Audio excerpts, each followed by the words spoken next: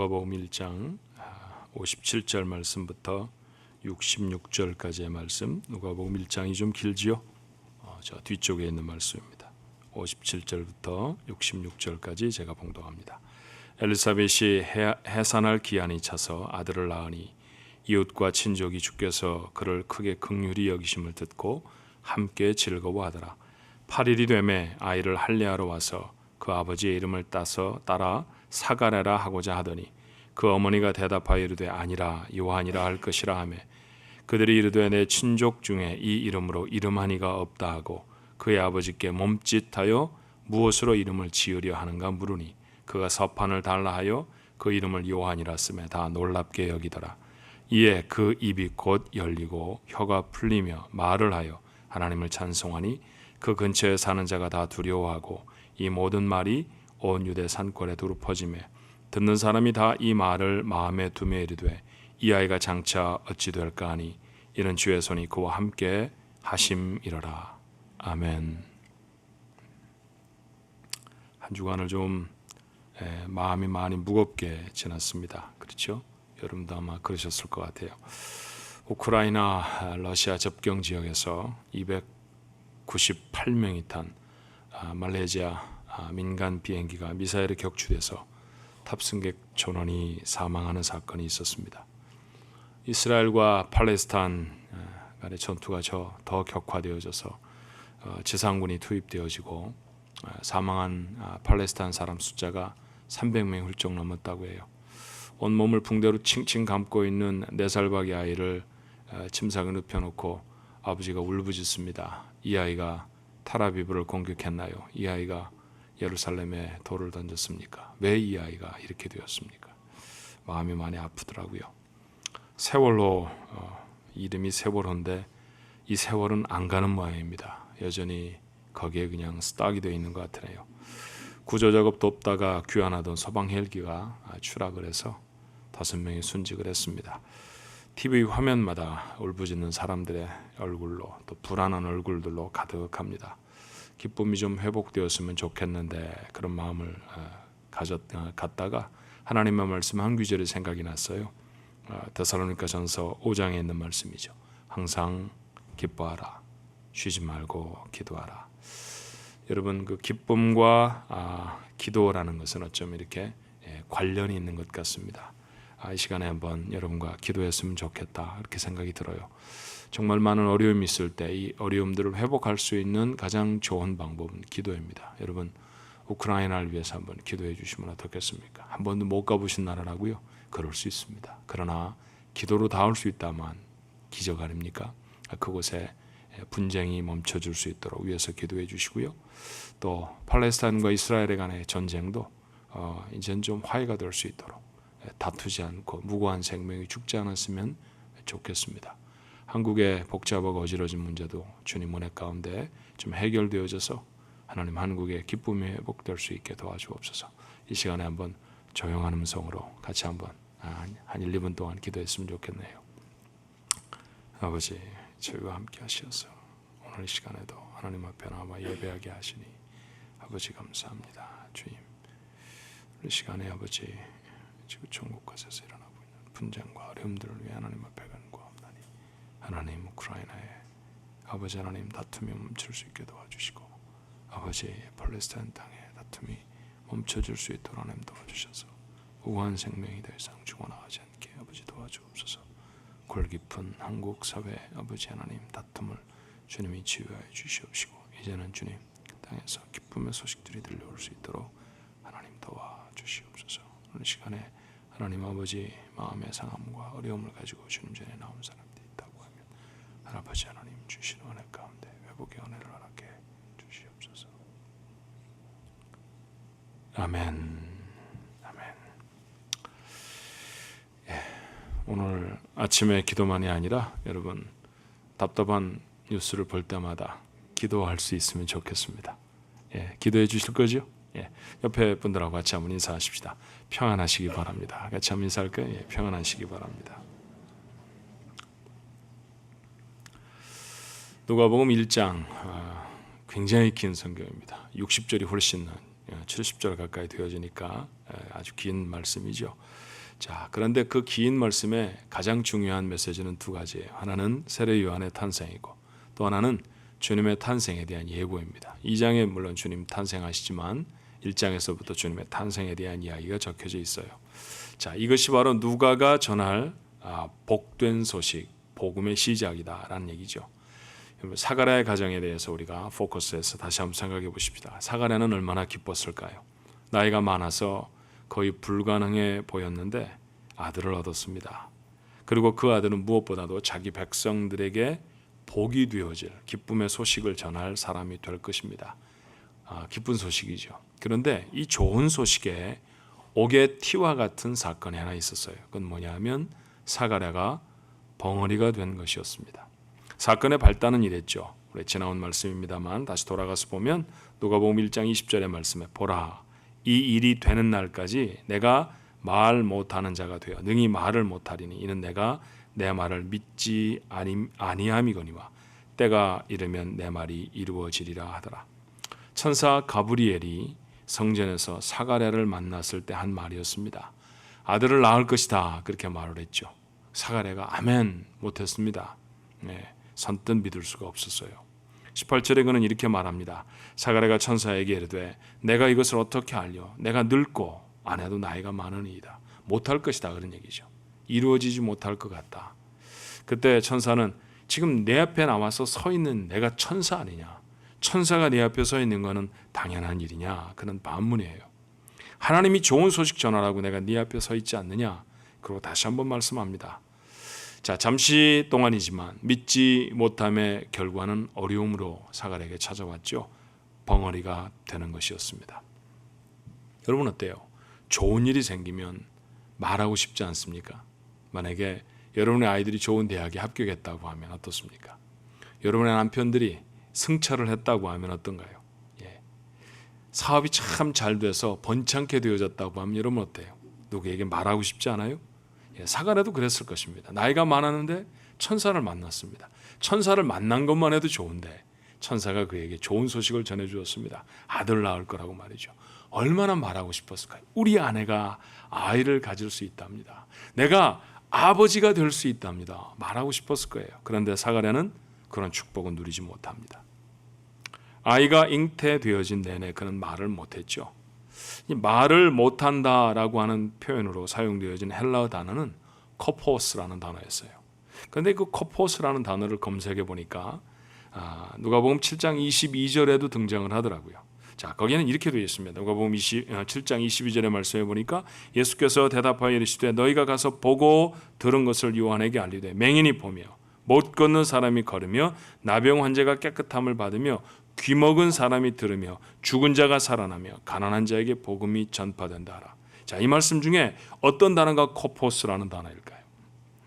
헬라어로 써봐야 우리가 잘 이해할 수가 없는 단어니까 한국말로 쭉 제가 쓰게 되었는데 여기 귀먹은 사람이라는 표현이 바로 코포스라는 단어이더라고요. 여러분 그렇다고 하면 뭡니까? 코포스라고 하는 단어는 두 가지 뜻을 가지고 있다는 거죠. 말을 못하고 귀가 먹은 것을 가리켜 코포스라고 말합니다. 무슨 말입니까? 사가랴는 말만 못한 게 아니었다라는 것이죠. 귀도 들리지를 않았습니다. 얼마 동안입니까? 말씀드렸던 것처럼 아이를 가진 내내이니까 보통 우리가 통상적으로 말하는 기간으로 따지면 10개월입니다. 얼마나 답답했을까요? 얼마나 답답했을까요? 종종 턱 수술을 하거나 아니면 뭐 이렇게 안면 부위의 어떤 치료를 받기 위해서 며칠쯤 말을 못하는 분들을 만나게 됩니다. 굉장히 답답해 하시더라고요. 엄청나게 답답해해요. 그런데 10개월 동안입니다. 말도 못하고 들리지도 않습니다. 얼마 전에 조지아에 무슨 컨퍼런스가 있어서 우리 교육자들과 함께 참여했을 때가 있었는데 제가 그때 굉장히 좀 고단했던가 봐요. 조지아 공항에 내려서 숙소에 딱 도착했는데 귀가 잘 안 들리는 거예요. 왜? 코를 세게 풀고 나면 귀가 멍멍해지는 거 있잖아요. 그런 이상한 그 귀가 답답한. 그래서 겁이 덜컥 나더라고요. 야, 이러다 진짜 이게 앞으로 이렇게밖에 못 듣는 거 아니야? 그래서 집에 당장 전화를 했죠. 그리고 징징대면서 소리를 했습니다. 귀가 잘 안 들려 이러면서. 어리광 부릴 때가 뭐 어머님 알고 요즘 아내잖아요. 그죠? 그랬더니 기도 열심히 해보라고 그러더라고요. 얼마나 야속하게 들리는지 기도하라는 소리를 목사가 듣고서는 그게 야속하게 들리더라고요. 여러분 누가 아프다고 그러면 기도해 그러지 말고 어머 아프겠다 이렇게 얘기해야 됩니다. 그리고 2절이 기도하면 나을 거야 이렇게 해야지요. 단박에 기도부터 하라고 하면 저도 좀 섭섭하던데요. 근데 며칠 지났으면 나았습니다. 귀가 아예 안 들리는 것도 아니고 멍멍해도 사람이 답답합니다. 그런데 사가라는 못 들었어요. 얼마나 힘이 들었을까요? 그 긴 시간 동안을 기다렸습니다. 그 시간을 지나서 마침내 아이가 태어났죠. 오늘 여러분에게 읽어드린 본문의 말씀은 요한이 태어나는 얘기입니다. 그런데 태어날 당시에 사가랴가 말을 했던 것 같아요? 못했던 것 같아요? 본문의 말씀을 읽으면 여전히 말을 못합니다. 입도 열리지 않고 귀도 열리지를 않았습니다. 사람들은 아기의 아버지의 의중을 물어보기 위해서 말을 사용할 수 없었죠. 그래서 본문은 이렇게 적잖아요. 62절에 그의 아버지께 몸짓하여 무엇으로 이름을 지으려 하는가 물으니 들을 수가 없으니까 몸짓으로밖에 말할 수가 없었어요. 여러분 얼마나 참담한 장면입니까? 웃기는 모습이 아닙니다. 처절한 장면입니다. 놀라운 축복을 받고도 누리지 못하는 안타까운 모습이에요. 이 어려움은 사실 기한이 정해진 것이었습니다. 다시 한번 천사의 말을 자세히 살펴볼까요? 누가복음 1장 20절에 보라 이 일이 되는 날까지 내가 말 못하는 자가 되어 능히 말을 못하리니. 영어 성경에 보니까 until the day this happens 그랬어요. 이 날까지라고 했습니다. 자, 그리고 하반절에도 이는 내가 내 말을 믿지 아니함이거니와 때가 이르면 내 말이 이루어지리라 하더라. 여러분 뭘까요? 아이가 태어나면 아닙니까? 이 일이 되는 날까지라는 말은 아이가 태어나면 그렇습니다. 아이가 태어나면 말할 수 있을 것이다. 아이가 태어나면 그때가 되면 들을 수 있을 것이다. 그러니 아이가 태어나는 것도 기다림이 되었겠지만 사가랴는 자기의 입이 풀리고 귀가 열리는 날도 손꼽아 기다렸을 것입니다. 마침내 아이가 태어났습니다. 그런데 아직도 그의 입은 열리지 않았죠.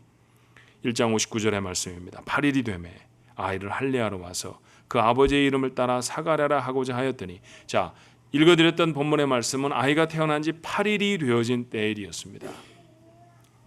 할례를 치러야 하는 날이죠. 그런데 그날까지도 그는 말하지 못했습니다.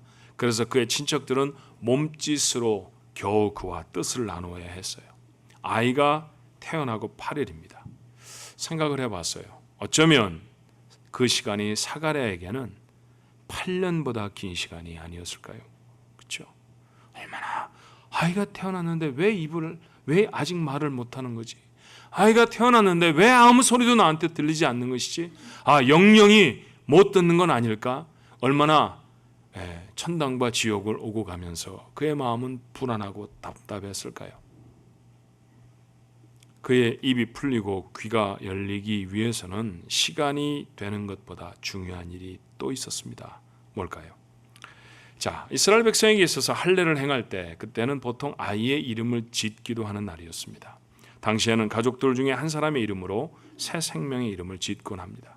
말도 제대로 못하는 아버지를 대신해서 친척들이 생각해낸 이름은 아버지의 이름 사가랴였어요. 왜 그런 거 있잖아요.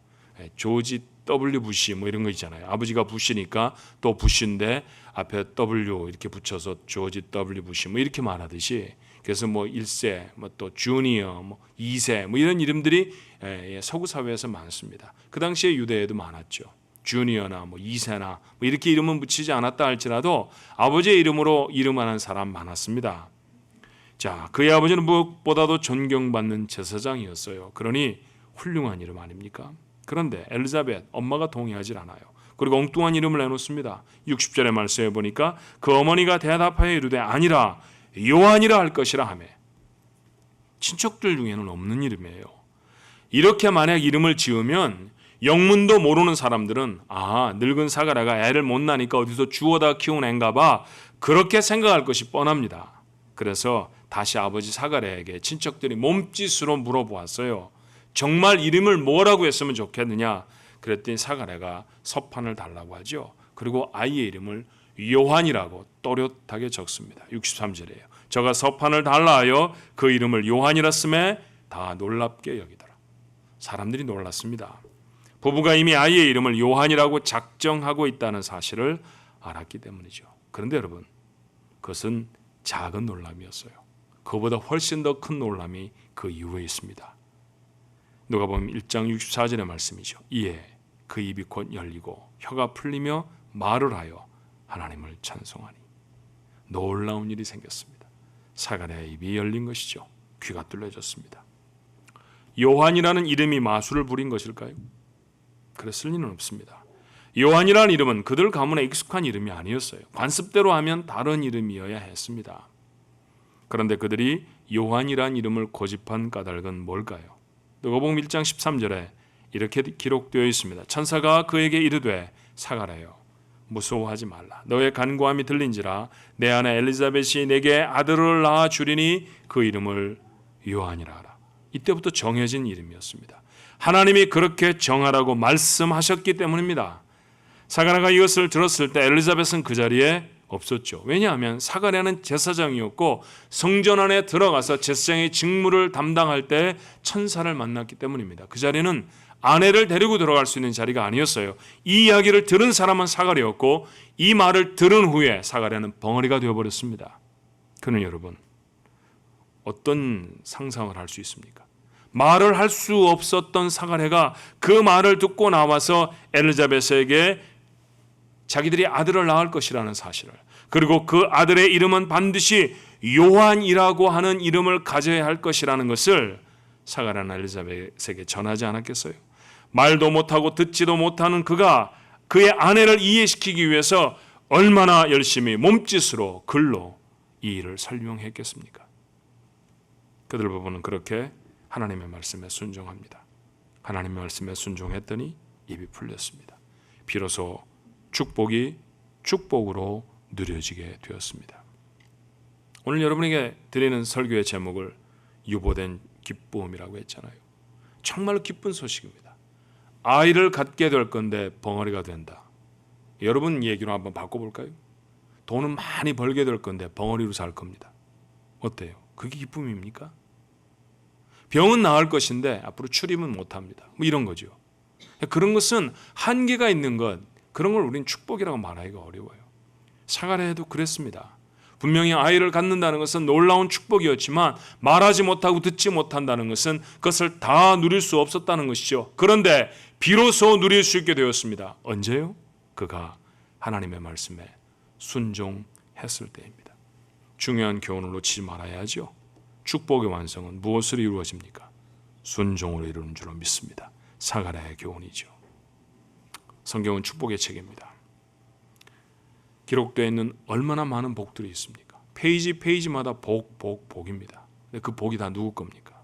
전부 다 여러분 겁니다. 다 나를 위한 것입니다. 근데 여러분에게 도전하고 싶어요. 누리고 사십니까?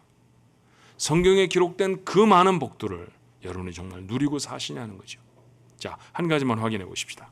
사도 요한은 구원받은 우리의 신분을 이렇게 확언하죠. 요한복음 1장 12절에 영접하는 자 곧 그 이름을 믿는 자들에게는 하나님의 자녀가 되는 권세를 주셨으니, 예수님을 자신의 구주로 영접하는 사람은 다 하나님의 자녀랍니다. 믿으십니까? 하나님의 권세를 가졌답니다. 이것도 믿으시나요? 예, 그렇습니다. 지금 예배하는 여러분의 신분임에 틀림이 없죠. 우리가 맞습니다. 예수를 구주로 영접해 이 자리에 나와 예배하는 사람이죠. 그러니 우리가 하나님의 자녀이고, 우리가 기도할 때 하나님 아버지라고 기도하니까 나는 분명히 하나님 아들이고 하나님 딸입니다. 하나님 나의 권세를 주셨다고 성경은 선언합니다. 근데 여러분, 여러분의 삶에서 자녀라고 하는 담대함과 평안함이 있습니까? 조금 후에 주일학교 예배가 시작될 겁니다. 그 주일학교에 참석하는 많은 아이들, 누구의 아들이고 누구의 딸이죠. 그 아이들이 우리가 갖고 있는 걱정과 근심이 있나요? 없습니다.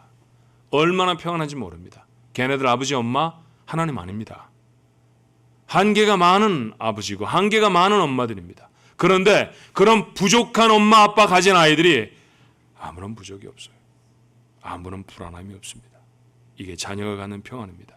하물며 부족함도 모자람도 없는 하나님이 아버지신데 여러분이 그런 평안함이 있습니까? 지난 한 주간을 여러분 그런 담대함으로 살아내셨습니까? 자, 우리의 삶에서 하나님의 권세는 나타나고 있을까요? 우리의 하나님이 왕이신 하나님이 내 아버지라고 하면 나는 왕자이고 공주 아닙니까? 웬만한 나라의 왕자 말, 공주 말 그거 안 통하는 데 없잖아요. 근데 여러분 말이 세상에 그렇게 통하면서 합니까? 그렇게 능력을 베풀며 살아가고 있느냐라는 것이죠. 자, 제가 이렇게 12조로 도전을 하면 사람들이 금방 콕 작아져서 말합니다. 제가 죄를 져서 그렇죠. 뭐. 인상을 어둡게 하고 제가 잘못한 게 많아서요. 그러고 말합니다. 한 번 더 얘기해 보십시다. 구원을 받고 하나님의 자녀가 된 다음에 죄를 지으면 하나님의 자녀라고 하는 신분이 취소됩니까? 말씀을 지키고 살 때는 하나님의 자녀고 죄를 지을 때는 마귀의 새끼입니까? 그럴 수 없습니다.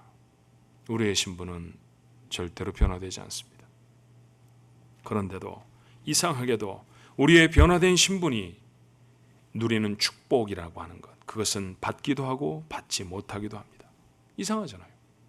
분명히 이 축복은 나에게 약속된 것인데 내 삶에 누려지지 않는 이유가 뭘까요? 선포되어진 축복과 내가 누리고 있는 축복 사이에는 간극이 있습니다. 어떻게 하면 이 간극을 메울 수 있겠습니까? 어떻게 하면 자녀라고 선언된 축복의 권세도 누리며 살 수 있는가 하는 것입니다. 사그라의 삶은 이런 긴장 속에 사는 우리에게 중요한 교훈을 줍니다. 사가랴의 사건을 자세히 한번 살펴보십시다. 아들을 낳을 것이다. 이 축복은 변경될 수 있습니까? 없습니까? 이건 변경이 안 됩니다. 사가랴가 뭘 어떻게 하든지 하나님이 정하신 것이고 하나님이 그들에게 주시기로 작정되어진 복입니다. 이 축복 하늘이 두 쪽이 나도 하나님이 반드시 이루십니다. 그런데 사가랴가 믿지를 못했습니다. 그래서 고난을 좀 당해야 했습니다. 말을 못하는 것이었죠. 언제까지입니까? 언제까지 말을 못하는 고난 속에 있어야 하나요? 순종할 때까지입니다. 자, 우리의 삶으로 적용해 보십시다. 우리가 복이 되리라고 하신 하나님의 말씀 반드시 이루어질 줄로 믿습니다. 아까 말씀드렸던 대로 말하면 하늘이 두 쪽이 나도 우리는 복 받습니다. 믿으십니까? 그래요. 우리는 이것이 선언된 축복이라고 부르기로 하십시다. 내가 잘해서 얻은 복 아닙니다. 내가 보니까 저거 복 받을 만해. 하나님 그래서 복 주신다는 얘기가 아닙니다. 은혜로 얻었습니다. 그래서 내 행동에 좌우되는 일이 아닙니다. 내가 잘못된다고, 내가 무엇인가 좀 실수를 했다고 잃어버리는 복 아닙니다. 그런데 우리는 믿음이 연약하기도 하고요, 죄를 저지르기도 합니다. 믿음이 연약하고 죄를 저지른다 이런 얘기 모두의 공통점은 뭐냐면 하나님께 순종하지 않는다 이런 말이죠. 그래서 우리의 삶에 문제가 생깁니다. 문제가 생기면 복된 삶을 살아갈 수가 없죠. 복된 삶을 살아가지 못합니다. 축복이 선언되어졌음에도 불구하고 복된 삶을 누리지 못하고 살아갈 때가 있습니다. 언제까지입니까? 사가랴의 사건에서 힌트를 얻죠. 언제까지 이런 어려움이 계속될까요? 순종할 때까지입니다. 우리가 하나님의 말씀에 온전히 순종하면 우리 앞에 놓여져 있는 문제를 하나님이 주시는 능력으로 극복해야 될 줄로 믿습니다. 그리고 선언되어지고 선포되어진 복이 실제로 내 삶에 경험되는 삶을 살 줄로 믿습니다. 이게 누리는 축복이죠. 선언된 축복과 누리는 축복은 다릅니다. 축복은 이미 선언되어졌지만 순종하기까지는 제대로 누릴 수 없다라는 것이죠. 아무리 분명하게 복이 선언되어져도 축복의 사람으로 신분이 바뀌어도 누리지 못하면 기쁨이 없습니다. 여러분에게 유익이 없는 거예요. 지금 여러분의 삶은 어떻습니까? 기쁨이 있습니까? 복을 누리며 사나요? 너무너무 즐겁고 기쁘십니까? 만약에 나 그렇지 못한데, 나 너무 힘든데, 나 너무 속상한데 부정적인 대답이 여러분의 것이라고 하면 중요한 문제는 뭡니까? 순종하지 않고 있다라는 거예요. 사람마다 다 다릅니다. 어떤 사람에게 무엇을 어떻게 순종하라는 것은 이 자리에 앉아 있는 여러분 모두에게 다 다를 것입니다. 그러나 하나님의 부르심 앞에 순종하십시오. 그 자리에 순종케 되어지면 하나님의 허락하시는 복이, 이미 여러분 것으로 예비되어진 복이 여러분에게 누려지는 경험을 하게 되실 줄로 믿습니다. 이렇게 보면 인생이라는 것 그리 어려운 것 아닌지 몰라요. 어떻게 하면 행복하게 삽니까? 평생을 지질이 궁상으로 불행하게 살기를 원하는 사람은 이 자리에 아무도 없습니다. 행복하게 사는 거죠. 우리 행복하게 살으라고 예수 믿습니다. 가난해도 괜찮아 뭐 이런 얘기, 우리가 스스로 우리 스스로를 미워하고 안 되는 것 한계를 합리화시키려고 하는 말 그거 아닙니다. 하나님 분명히 우리에게 복 되시려고 우리를 부르셨습니다. 행복하게 사는 방법이 뭐라고 오늘 성경은 말하나요? 주신 복을 누리며 살면 행복한 삶일 줄로 믿습니다. 두 번째 질문이 뭡니까? 어떻게 하면 그러면 그렇게 선언된 복을 내가 누리며 살아갈 수 있을까요? 오늘 답입니다. 순종하면 될 줄로 믿습니다. 사가랴가 보여주잖아요. 분명히 그에게 한계가 있고 그에게 어려움이 있었고 그에게 답답함이 있었습니다. 그런데 하나님의 말씀에 순종했더니 다 풀려버립니다. 그 역사가 여러분의 삶에도 가능할 줄로 믿습니다. 하나님이 뭐라고 말씀하시든지 그대로 하십시오. 자존심을 버리라고 하면요, 자존심 갖고 불행하게 사시겠습니까? 자존심 버리고 행복하게 살겠습니까? 답은 하나잖아요, 그죠? 남들 앞에 높아지려고 막 애를 쓰고 남들이 왜 저래라고 인상을 박박 긋고 그러면 힘들게 사시겠습니까? 아니면 남을 다 섬기면서 세상에서 가장 행복한 사람으로 살겠습니까? 답은 하나입니다. 그죠? 여러분 마음대로 사는 세상이 아니라 하나님의 뜻대로 사십시오. 그러면 복을 누리게 될 줄로 믿습니다. 세상의 소리와 다릅니다. 때로 불편하고 힘이 좀 들기도 하지요. 그래도 하나님의 말씀에 순종하십시오. 복을 누릴 줄로 믿습니다. 부잣집의 삼촌과 조카의 얘기 하나 하고 말씀을 마치려고 해요. 삼촌이 굉장히 부자였습니다. 어마어마한 부자였어요. 그런데 가난한 조카가 하나 있었죠. 공부를 열심히 했습니다. 학교를 잘 졸업하고요, 좋은 직장에 취직을 했습니다. 삼촌이 불렀어요. 야, 대견스럽다. 너 참 잘했구나. 삼촌이 너한테 선물을 하나 주고 싶다. 뭘 줬으면 좋겠니? 그랬더니 이 아이가 생각을 하다, 삼촌 자동차를 한 대 갖고 싶어요. 차 한 대 사주세요. 차가 필요하구나. 그래, 차가 필요할 나이도 됐다. 그러더니 책을 한 권 주는 거야. 자, 너한테 선물이다. 자, 그래서 집에 와서 포장을 끌어보니까 성경책이에요. 얼마나 실망을 했겠어요. 자동차 사달라고 그랬는데 한 3만 불 정도 되는 체크를 끊어줘야지 성경책이 뭐야. 집어 던져버렸습니다. 그 앞에 메모가 달랑 붙어 있었죠. 얘야, 축하한다.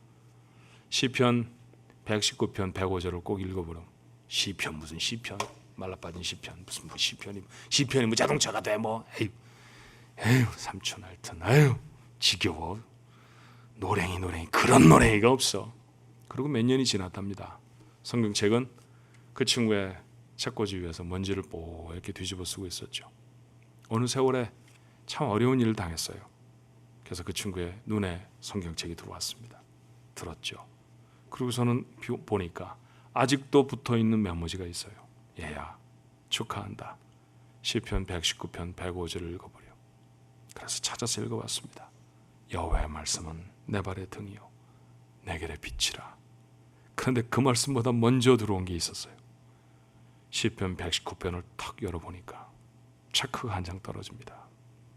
자동차 2대쯤 사고도 남을 만한 액수가 적혀져 있는 체크예요. 수표가 그 안에 들어있었어요.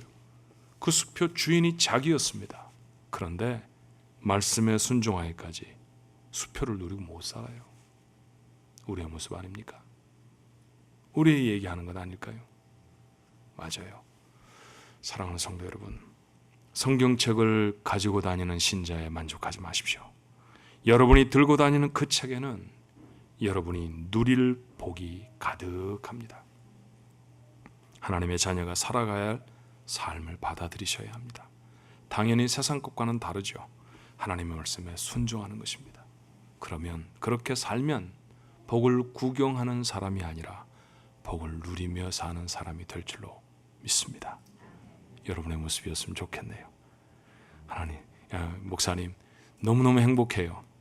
그런 소식들이 여러분에게서부터 제게 들려졌으면 참 좋겠습니다.